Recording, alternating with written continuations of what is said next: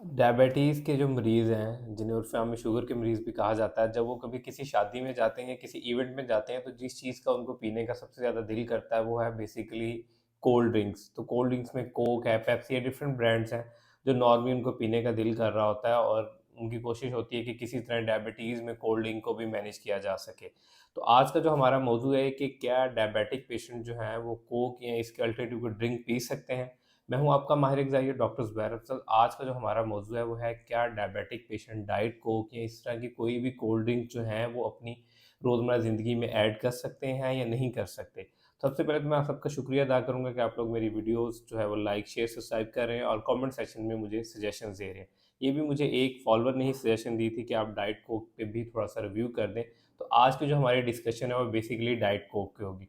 जब भी diabetic patient अपनी डाइट डिज़ाइन करते हैं तो सबसे जो उनका मेन फोकस होता है वो यही होता है कि उनकी डाइट जो है लो ग्लाइसेमिक हो, क्योंकि जब तक डाइट लो ग्लाइसेमिक लोड में नहीं होगी तब तक वो अपनी डायबिटीज़ को कंट्रोल नहीं कर सकते। और लो ग्लाइसेमिक लोड जो डाइट होती है उसमें नंबर ऑफ कार्बोहाइड्रेट को सबसे पहले जो है कंट्रोल किया जाता है। तो इस तरह जब आप किसी भी कोल्ड ड्रिंक की तरफ जाएंगे तो कोल्ड ड्रिंक में जो मेजर पार्ट होता है वो बेसिकली शुगर्स का ही होता है। तो आजकल जो एक फेमस ड्रिंक है वो है डाइट कोक। तो क्या डाइट कोक डायबिटिक ले सकते नहीं, हम इसको भी डिटेल से डिस्कस कर लेते हैं। जब भी आप कोई भी डायबिटिक प्रोडक्ट खरीदते हैं या स्नैक के तौर पे लेते हैं, तो उसमें कुछ चीज़ें हैं जो आप सबसे पहले लेबलिंग में पढ़ते हैं। लेबलिंग में सबसे पहले आप उसकी न्यूट्रिशन वैल्यू देखते हैं, फिर उसमें नंबर ऑफ कार्बोहाइड्रेट्स देखते हैं, नंबर ऑफ फैट्स देखते हैं, नंबर ऑफ प्रोटीन्स देखते हैं। इस तरह जब आप डाइट कोक में देखेंगे तो देखेंगे कि नंबर ऑफ उसमें कार्बोहाइड्रेट्स कितने हैं, उसमें शुगर कौन-सी है, क्या चीज़ें हैं। तो हम जो है इस पर डाइट कोक जो है लेबलिंग पहले डिस्कस कर लेते हैं कि उसमें होता क्या-क्या है। डाइट कोक में जो है वो तकरीबन 70% कार्बोनेटेड वाटर होता है।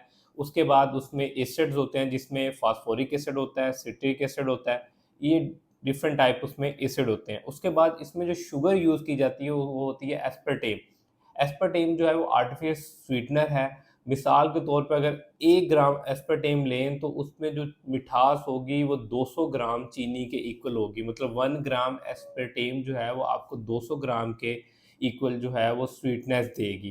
तो ये एक डाइट कोक की जनरल सी अब मैंने आपको इंग्रीडिएंट लिस्ट बता दी जो इसमें मौजूद होते हैं। तो अब एस्पर्टेम का ग्लाइसेमिक लोड देख लेंगे, क्योंकि जब भी आप लो ग्लाइसेमिक डाइट की तरफ जाते हैं या डायबिटीज़ को कंट्रोल करते हैं तो आप सबसे पहले देखते हैं उसका ग्लाइसेमिक लोड। तो अगर इसका ग्लाइसेमिक लोड देखेंगे तो आर्टिफिशियल स्वीटनर जो है वो 0 कैलोरी के होते हैं, इसलिए तो इसका ग्लाइसेमिक लोड भी 0 होगा।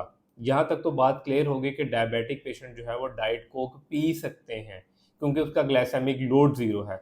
लेकिन हफ्ते में कितनी दफ़ा पी सकते हैं, महीने में इस चीज़ को डिस्कस कर लेते हैं। अब सबसे पहले आपने अपनी 9th 10th या 8th क्लास में जो लोग पढ़े लिखे हैं या जिन लोगों ने पीएच वर्ड सुना होगा, आजकल तो नॉर्मली 8वीं या 9वीं या 10वीं क्लास में ये वर्ड पढ़ा दिया पीएच। तो सबसे पहले आप पीएच को समझ लेते हैं, इसके बाद मैं आपको बताऊंगा कि इसमें जो एसिड्स हैं वो कैसे रिएक्ट करते हैं या कितनी ये सेफ है। तो पीएच क्या है? पीएच एक स्केल होता है जो आपको बताता है कि आप जो भी प्रोडक्ट ले रहे हैं वो आइदर एसिडिक है या अल्कलाइन है। ये जो स्केल होता है वो 0 से लेकर 14 तक होता है। 7 जो होता है वो बेसिकली इसमें न्यूट्रल पॉइंट होता है, ठीक है? 7 से आप 6 की तरफ आएँगे, 4 की तरफ आएँगे, फिर वो एसिडिक रेंज स्टार्ट हो जाएगी और जो 0 या 1 होगा वो मोर एसिडिक होगा। अगर आप 8 की तरफ आएँगे तो वो बेसिकली अल्कलाइन हो जाएगा, ठीक है? तो जो अल्कलाइन है वो हमारी अब जो आप सॉरी 7th 8 की तरफ आएँगे वो अल्कलाइन हो जाएगा बेसिकली स्केल जो है।